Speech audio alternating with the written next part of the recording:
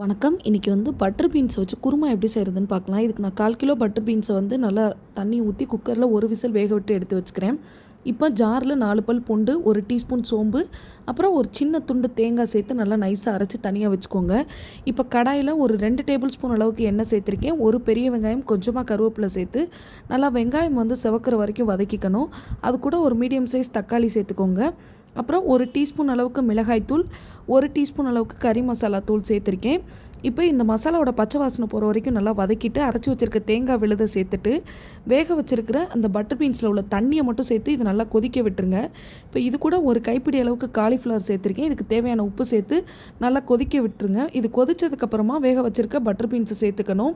இப்போ இதை எல்லாத்தையும் நல்லா மிக்ஸ் பண்ணிவிட்டு ஒரு தட்டை வச்சு மூடி ஒரு 20 நிமிஷம் அப்படியே லோ ஃப்ளேமில் விட்டுட்டிங்க அப்படின்னா உங்களுக்கு டேஸ்டியான butter beans kurma ready. Chapati கூடலாம் வச்சு சாப்பிட்டீங்க அப்படின்னா ரொம்ப டேஸ்ட்டாக இருக்கும். தேங்க்யூ. நீங்களும் ட்ரை பண்ணி பாருங்கள்.